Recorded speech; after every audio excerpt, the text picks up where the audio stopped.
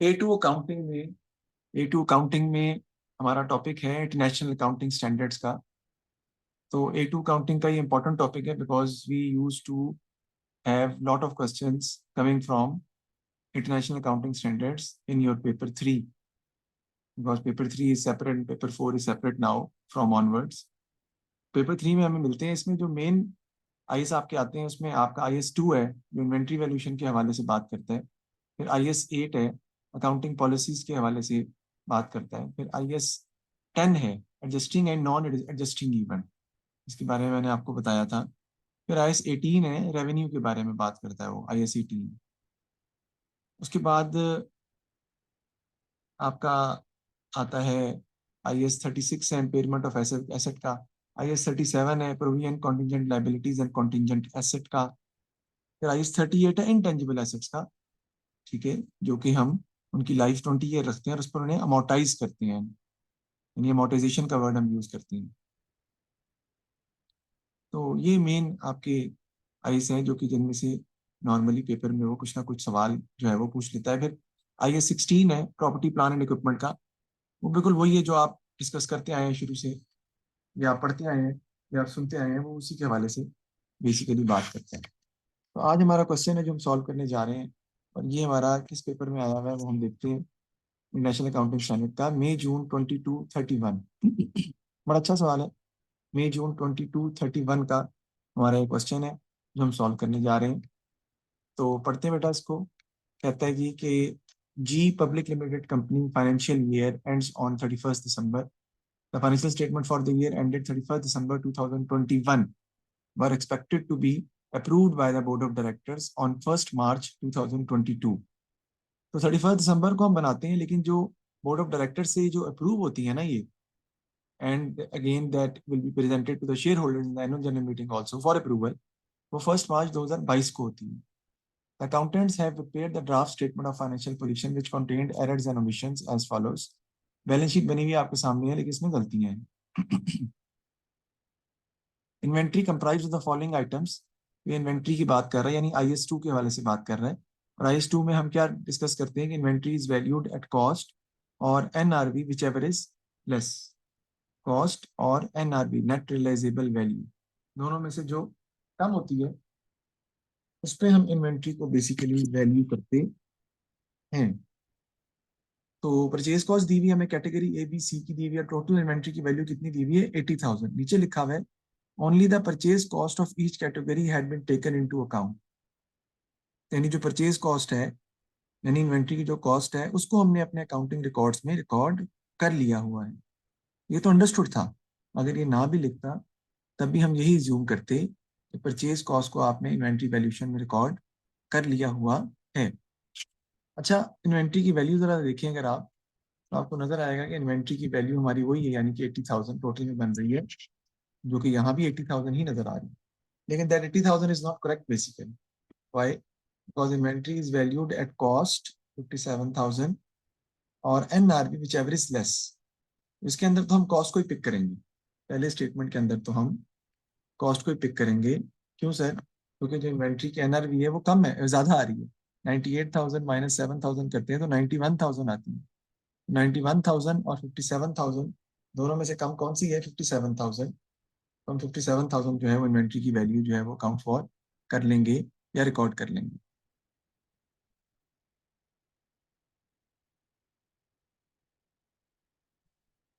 मेरा नहीं ख्याल कि हमने ये सॉल्व किया है, नहीं बेटा, आपको लग रहा है ऐसे? वो इस टाइप का था लेकिन ऐसे ये नहीं है, डिफरेंट है ये क्वेश्चन। अच्छा, तो उसके बाद नेक्स्ट अगर आप देखें तो 13,000 ये आती है। तो आप अगर सेलिंग प्राइस लेते हैं 14,000 माइनस 3,000, तो आपकी इन्वेंट्री की वैल्यू यहाँ पे कितनी आती है बेटा? 11,000। दोनों में से हम किस में रिकॉर्ड करेंगे? जो कम वाली वैल्यू है 11,000 पे, जबकि आप इसको रिकॉर्ड कर रहे हैं 13,000। क्या करना पड़ेगा आपको? आपको इन्वेंट्री को 13,000 की जगह 11,000 पे रिकॉर्ड करना पड़ेगा, और 13,000 में रिकॉर्ड नहीं करेंगे इसको हम। अच्छा,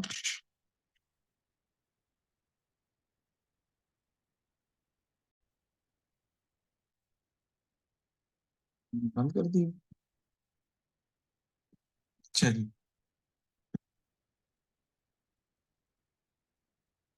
तो हम बात कर रहे थे क्वेश्चन के हवाले से। और ओहो,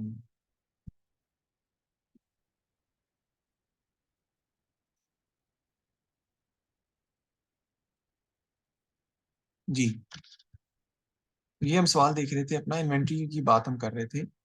इन्वेंट्री के अंदर आप देखें कि 57,000 हम एक तो रिकॉर्ड करेंगे, क्योंकि वो कॉस्ट उसकी जो है वो आपको दी हुई है, कॉस्ट प्राइस पर ही आपने रिकॉर्ड करना है। और जो बी पार्ट है उसमें आपने इन्वेंट्री को वैल्यू करना है। जो कॉस्ट ऑफ रिपेयरिंग है वो भी माइनस होती है, और एस्टिमेटेड सेलिंग एक्सपेंस भी माइनस होता है। तो 14,000 में से माइनस करेंगे 3,000, 11,000 आ जाएगा। तो यहाँ पर आप 11,000 को टेकअप करेंगे।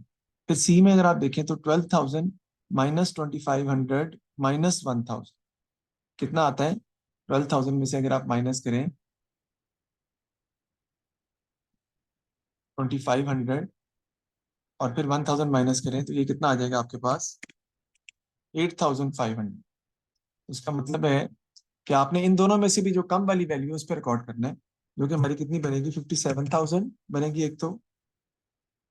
और दूसरी आपकी बनेगी 57,000 के बाद 11,000 आप ऐड करेंगे, और इसमें आप ऐड करेंगे 8,500। कितना आ जाएगा जी।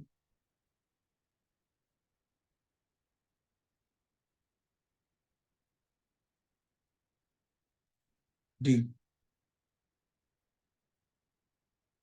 57, 58, 68, 76,500।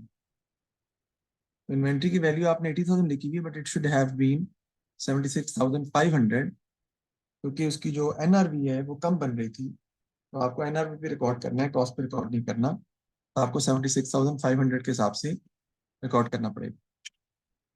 आगे देखते हैं हम, क्योंकि तीन किस्म की इन्वेंट्री थी ना 80,000 में, उन सबको हमने इन्वेंट्री की कॉस्ट और NRV which ever is less उस पर रिकॉर्ड किया और फिर ऐड किया है। इन्वेंट्री की वैल्यू 76,500 आ रही है rather than 80,000। The following item had not been fully taken into account. यानी ये जो आइटम नीचे दिए गए हैं इनको हमने अकाउंट फॉर किया ही नहीं है। Machine costing 80,000 had been purchased on 1st December 2021. GPLC had paid 30,000 for the machine on 1st December 2021.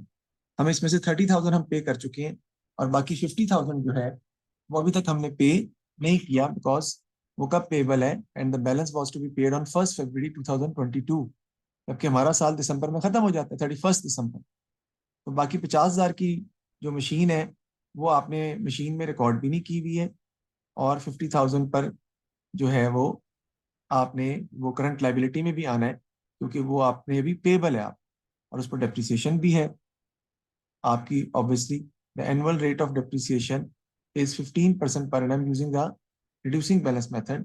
और वो कहता है कि full year depreciation is charge in the year of purchase. जिस साल खरीदने उस साल पूरे साल की डेप्रिसिएशन जो है वो आपने रिकॉर्ड करनी है। कई बार मर्जी आपने खरीदा,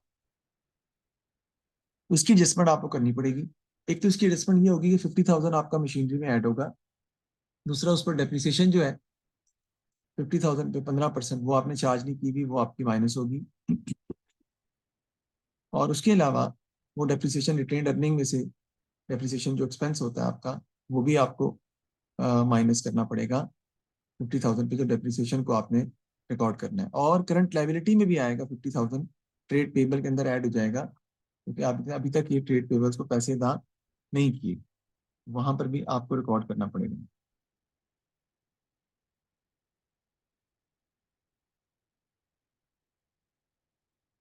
ठीक है जी। तो आगे अब हम देखते हैं इससे नेक्स्ट कि हमें और मजीद क्या कहता है वो सवाल में। Building which has cost 3 lakh with accumulated depreciation of 96,000 on December 31 was revalued on that date for, कितनी रिवैल्यू हो गई वो, 3,50,000 में चली गई। ठीक है जी, यानी 3,50,000 की हो गई। तो हम क्या करेंगे बेटा, आपको पता ही है कि पहले 3 लाख में से 96,000 आप माइनस करेंगे। बताएं जरा कितना आता है, थोड़ा हमारी भी मदद कर दें। 3 लाख में से 96,000 माइनस कर देंगे ना, तो उसकी बुक वैल्यू आ जाएगी कि आपके एसेट स्टॉक इतनी अमाउंट का पड़ा हुआ है। कितने का? 2,04,000। 204,000 का पड़ा हुआ है। और अब कितना का हो गया? 3,50,000। 1,46,000 से आपका रिवैल्यूएशन रिजर्व जो है वो क्रिएट हो जाएगा। रिवैल्यूएशन रिजर्व जो है आपका वो कितने से आ जाएगा? 1,46,000 से आपका रिवैल्यूएशन रिजर्व क्रिएट हो जाएगा इस पर, बिल्डिंग के ऊपर। और बिल्डिंग की वैल्यू भी अब बढ़ के कितनी हो जाएगी? जो कि पहले कितनी थी? 3 लाख थी, अब 3,50,000 हो गई। ठीक है ना? यानी बिल्डिंग की जो कॉस्ट थी आपकी, उसमें भी 50,000 का इजाफा हो जाएगा रिवॉल्यूशन रिजर्व के आने की वजह से। और डेप्रिसिएशन सारी की सारी हमारी खत्म हो जाएगी, वो नील हो जाएगी। रिवॉल्यूशन रिजर्व की हम इस तरह एंट्रीज करते हैं ना। फिर कहते हैं December 21 an employee filed a lawsuit against GPLC for wrongful dismissal and asked for compensation of 26,000. The company's lawyer advised the directors that there was an 80% probability of successfully defending the case. तो पहली तो बात ये है कि IAS 37 इसमें आता है प्रोविजन कॉन्टिंजेंट लायबिलिटी और कॉन्टिंजेंट एसेट के हवाले से। But this we will not be able to create any provision because it is probable that liability will not occur in the future. कैसे? जब हमारा लॉयर कह रहा है कि 80% चांस है कि हम केस जीत जाएंगे, तो आपको वो कंपनसेशन पे नहीं करनी पड़ेगी। और कंपनसेशन आपको पे ही नहीं करनी पड़ेगी और उसकी 80% लायबिलिटी, 80% चांसेस है कि हम केस जीत जाएंगे, तो we don't need to create a provision. But legal cost for defending the case is probable that we have to pay. Either the case will settle in favor of us or against us, हमें वो liability 8,000 की पे करनी है। तो इसके लिए हमें प्रोविजन क्रिएट करनी पड़ेगी और हम रिटेन अर्निंग में से माइनस भी करेंगे इसको। और प्रोविजन फॉर लॉयर लॉ फी हम करंट लाइबिलिटी में भी लिखेंगे क्योंकि ये हमारे पास पेएबल है अभी। फिर 1 फरवरी को credit customer owing 12,000 at December 31 was declared bankrupt. G public limited was advised that none of the debt could be recovered. तो ये बैड डेट्स हो गए। लेकिन सर ये एडजस्टिंग इवेंट है। लेकिन सर ये एडजस्टिंग इवेंट क्यों है वो मैं आपको बताता हूँ। हमारी बैलेंस शीट हम बना रहे हैं 31 दिसंबर तक। लेकिन अगर आप गौर करें 12,000 के जो बैड डेट्स हुए हैं 31 दिसंबर को हुए हैं। लेकिन अगर आप गौर करें तो वो कहता है कि डायरेक्टर के पास अप्रूवल के लिए जो बैलेंस शीट आई है वो कब गई है? पहली लाइन में लिखा हुआ है उसने 1 मार्च को। इसका मतलब है 31 दिसंबर से लेके 1 मार्च के दरमियान अगर कोई चीज, अगर कोई ट्रांजेक्शन अगर होती है तो हम उसको डिसाइड कर सकते हैं कि वो एडजस्टिंग इवेंट है या नॉन एडजस्टिंग इवेंट। तो ये 1 फरवरी को ही है। This is an adjusting event because condition of event exist at the balance sheet date. Evidence evidence of condition exist at the balance sheet date. हम उसको एडजस्टिंग इवेंट के तौर पे अपने बैड डेट्स में एक्सपेंसेस में से भी माइनस करेंगे और ट्रेड रिसीवेबल में से भी माइनस करेंगे। तो कहता है जी prepare revised income balance sheet आपने कहता है कि जो है वो बना के दिखानी है। हम बनाते हैं स्टेटमेंट ऑफ फाइनेंशियल पोजीशन।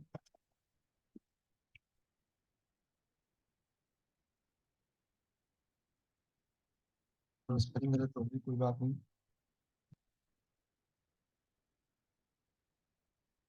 सबसे पहले यहाँ पे क्या आ जाते हैं बता? Non current assets. Non current assets अगर आप देखें क्वेश्चन में तो हमारे पास कितने के थे?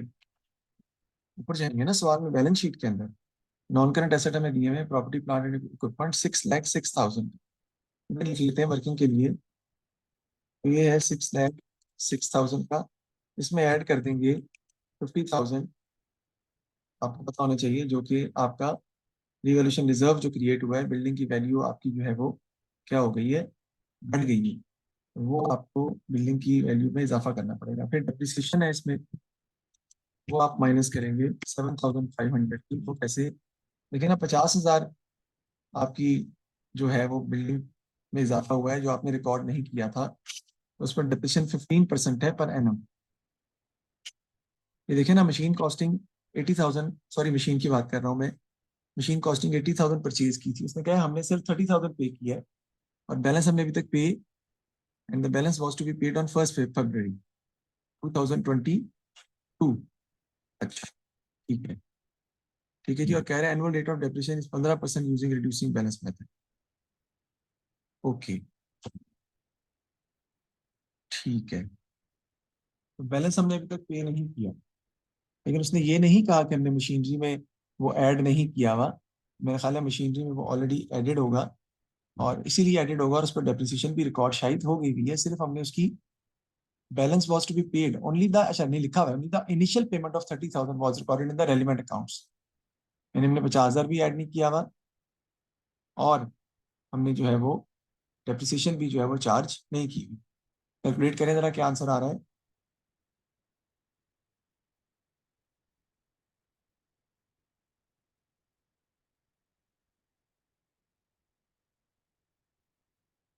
मजीद इसके अंदर आप 50,000 जो है वो ऐड कर देंगे। क्यों सर, वो बिल्डिंग की भी तो रिवैल्यूएशन हो रही है ना, बिल्डिंग की रिवैल्यूएशन हो रही है, तो वो 50,000 भी आपको इसमें ऐड करना पड़ेगा।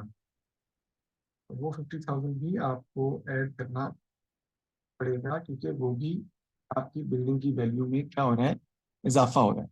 6,06,000 प्लस 50,000 जो आपने मशीनरी नहीं खरीदी, फिर उस पर 15% डेप्रिसिएशन जो चार्ज हुई है, वो आपने चार्ज नहीं की हुई ऑब्वियसली, वो भी इसमें से माइनस करनी पड़ेगी आपको। 50,000 जो आपकी बिल्डिंग की वैल्यू रीवैल्यू कर गई है, बढ़ गई है, वो आपको उसमें ऐड करना पड़ेगा। और इन्वेंट्री तो खैर अभी नहीं आएगी, तो जरा कैलकुलेट करें क्या आंसर आ रहा है इसका।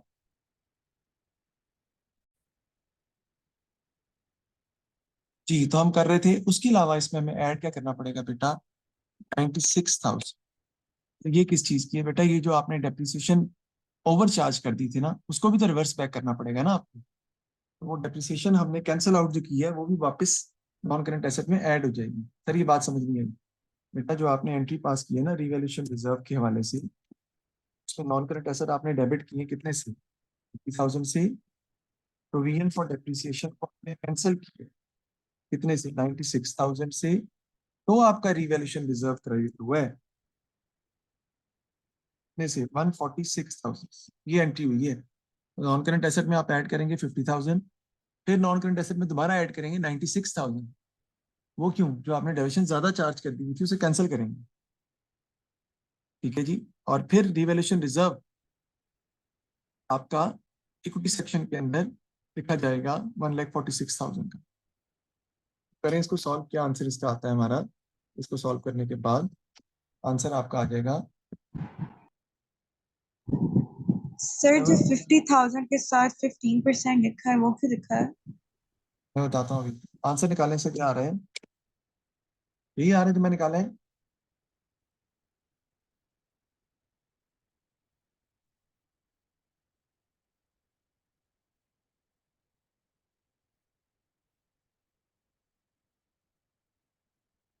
देखिए सबसे पहले तो बात ये है कि हमें जो वैल्यू दी हुई है प्रॉपर्टी प्लांट एंड इक्विपमेंट की, वो हमें दी हुई है 6,06,000। अब इसमें हमने एडजस्टमेंट करनी है। सबसे पहले एक मशीन हमने खरीदी है, जो कि बेसिकली जो है वो हमने खरीदी कितने की है, 80,000 की, लेकिन 50,000 हमने रिकॉर्ड नहीं किया। तो जब आपने 50,000 रिकॉर्ड नहीं किया, तो आपने 50,000 नॉन करंट एसेट में नहीं लिखा होगा, और उस 50,000 पे जो 15% डेप्रिसिएशन है वो भी माइनस नहीं की ना। तो 50,000 आप ऐड भी करेंगे, और उस पर जो डेप्रिसिएशन है 7,500 आपको वो माइनस भी करनी पड़ेगी।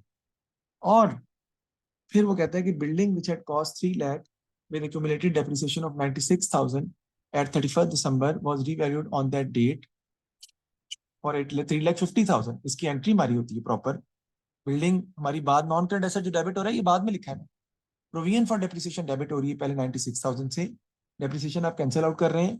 रिवैल्यूएशन रिजर्व आपका क्रिएट हो रहा है 1,46,000, और इनका जो डिफरेंस है वो नॉन करंट एसेट में इजाफा हो रहा है 50,000 का। तो 50,000 का आपका नॉन करंट एसेट में एडिशन हो गया है, नॉन करंट एसेट आपका इंक्रीज कर गया 50,000 से, और 96,000 प्रोविजन फॉर डेप्रिसिएशन ज्यादा होने की वजह से वो भी आपको वापस उसमें क्या करनी पड़ेगी, ऐड करनी पड़ेगी। हमने ये एएस के अंदर रेक्टिफिकेशन ऑफ एरर में भी पढ़ा है कि जब प्रोविजन फॉर डेप्रिसिएशन डेबिट होती है ना, तो आपको एड बैक करना पड़ता है उसके अंदर। अब करंट एसेट की बात करते हैं हम। करंट एसेट में सबसे पहले हमारी क्या आ जाती है बेटा, क्लोजिंग इन्वेंट्री। फिर आप क्या आ जाते हैं जी, ट्रेड रिसीवेबल। क्लोजिंग इन्वेंट्री हम कितनी लिखेंगे बेटा, 76,500। 80,000 की दी हुई है ना, लेकिन यहाँ पे 80,000 की नहीं आएगी, क्योंकि आपका इन्वेंट्री में ज्यादा वैल्यू की हुई है आपने कितने से, 3500 से, आपकी 76,500 लिखी जाएगी। इसी तरह ट्रेड रिसीवल की अगर हम बात करें, तो ट्रेड रिसीवल में आपको पता है कि एंड पर बैड डेट्स हो रहे हैं 12,000 के, और ये एग्जिस्टिंग इवेंट है, तो condition of evidence exist at the balance sheet date थी, तो आप ट्रेड रिसीवल में से ये माइनस करके लिखेंगे। ट्रेड रिसीवल दी हुए 1,64,000, वो मैं यहाँ पे लिखता हूँ, 164,000 माइनस 12,000 कितना आ जाएगा अभी ये, मेरे जरा क्या आता है, सर ये 3500 कहाँ से आया है क्लोजिंग इन्वेंट्री में? ये आपका आ जाएगा 152,000। ओहो, 3,500 कहाँ से आया है, 3,500 यहाँ से आया है कि आपकी जो इन्वेंट्री थी उसकी जो वैल्यू थी वो 80,000 थी, ये लिखी हुई है, 80,000 थी टोटल, बैलेंस शीट में भी 80,000 लिखी हुई है, लेकिन ये गलत है। इसमें अच्छा अच्छा ठीक है, समझ आ गई। प्लस 11,000 प्लस 8,500, 76,500 आपने लिखनी थी, आपको लॉस हुआ है ना, जो आपको बर्दाश्त करना पड़ेगा, हाँ और जी हाँ जी। 500 का। उसके बाद कैश एंड कैश इक्विवेलेंट आपके आ जाएंगे, और वो 86,000 के हैं, और 86,000 के कैश एंड कैश इक्विवेलेंट में कोई ऐसा चेंज नहीं आ रहा, तो हम एज इट इज जो है वो लिख देंगे, यहाँ पे आ देगा cash and cash equivalent 86,000, total कर लें इनका कितना आता है, क्योंकि बैंक पेमेंट ट्रांजेक्शन तो रिकॉर्ड कर चुका है वो, ठीक, टोटल करें इनका क्या आ रहा है जी, टोटल एसेट्स आपके पास आ जाएंगे। उसके बाद आपका आ जाएगा जी इक्विटी एंड लायबिलिटीज,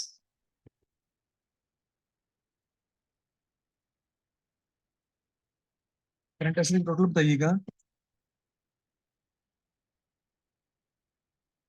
सर 314,500। 314,500, और आगे टोटल एसेट्स कितने आ जाएंगे जी,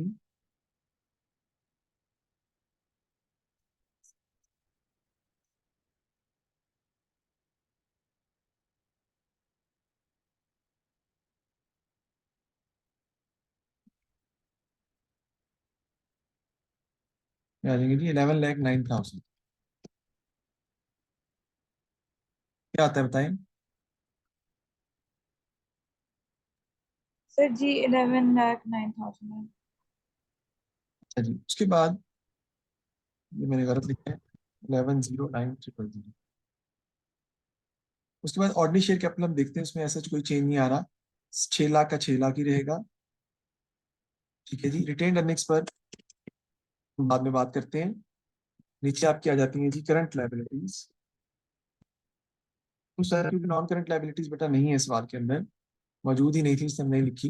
ट्रेड पेबल्स हैं और अदर पेबल हैं, हम पहले ट्रेड पेबल्स लिख लेते हैं। ट्रेड पेबल्स के अंदर बेटा आपको ऐड करनी पड़ेंगी कुछ चीजें, वो क्या है, अगर आप देखें तो ट्रेड पेबल आपको दिए हुए हैं कितने के, 1,28,000। इसमें जो प्रोविजन आपने बनानी है वो एक बनानी है आपने 8,000 की, उससे आपकी करंट लायबिलिटी बढ़ जाएगी। क्यों सर, वो मैं दिखाता हूँ। एक लॉ सूट था आपका बेटा, लॉ सूट था दिसंबर में, ये वाला, इस पर 8,000 पे आपको लीगल कॉस्ट पे करनी है 8,000 की, तो provision for legal cost, provision for legal fee आपको पे करनी है, उसके लिए आपको ये ऐड करना पड़ेगा उसके अंदर। फिर 50,000 जो आपने अभी तक पेमेंट नहीं की, किसकी भला, जो बिल्डिंग आपने मशीनरी परचेज की थी 80,000 की, उसमें से आपने पे कर दिया है कुछ 30,000, लेकिन बाकी तो पे नहीं किया ना, मैंने गलत जगह पे लिख दिया, वो भी आपको पे, सही लिखा है सॉरी, वो भी आपको पे करना पड़ेगा 50,000 का, 8,000 की प्रोविजन फॉर कंपनसेशन लीगल फी, और बाकी जो है वो आपका आ जाएगा ट्रेड पेबल।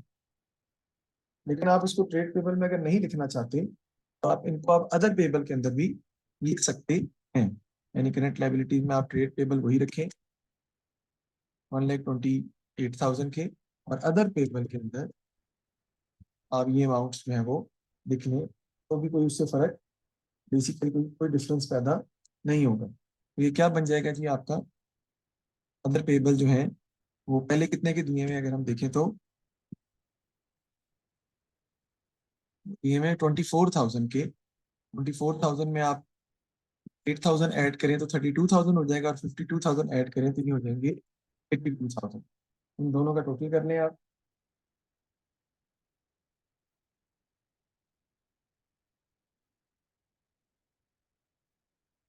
तो ये आपका आता है 2,10,000।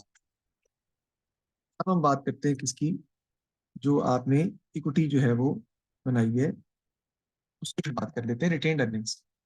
रिटेन्ड अर्निंग जो हमें क्वेश्चन में पीछे दी हुई है, वो हम देखते हैं कितनी दी हुई है, उसकी भी वर्किंग करनी पड़ेगी। रिटेन्ड अर्निंग्स है 1,84,000। अब रिटेन्ड अर्निंग में हम क्या करेंगे, सबसे पहले 1,84,000 में से जो ये परवीन बनाई है आपने 8,000 की, ये माइनस कर देंगे ना, बिकॉज ये रिटेन्ड अर्निंग का लॉस है। रिटेन्ड अर्निंग में से माइनस होनी, फिर बैड डेट्स हैं, वो आपको माइनस करने पड़ेंगे, सारी बात है। उसके बाद आपकी डेप्रिसिएशन है, वो माइनस होगी। आप कितने की है, 7,500। देखिए जरा रिटेन्ड अर्निंग आपकी कितनी आती है। सर 156,500। उसके अलावा आपका एक और भी एक्सपेंस है कि इन्वेंट्री की वैल्यू डिक्रीज की थी 3,500 का, वो भी आपका लॉस है ना, ये सब माइनस होंगे।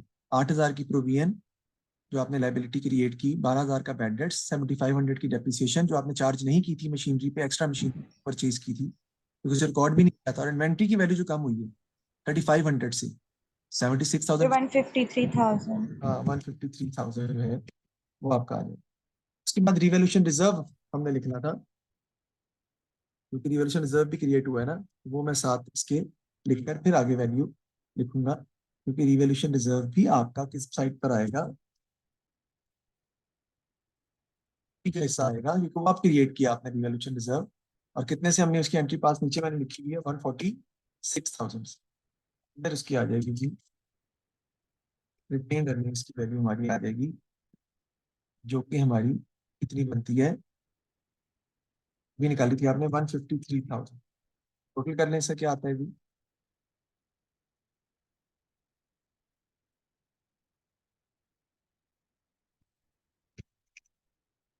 899,000 इसका जो है वो टोटल आ जाएगा। और ये हमने उसको सॉल्व करके अपने पूरी बैलेंस शीट जो है वो इक्वल भी कर ली है, और हमारी वो बराबर भी आ गई है। अच्छा, वैसे मेरे हिसाब से मैंने ये सवाल सॉल्व नहीं कराया, मैं अभी भी यही बात कह रहा हूँ।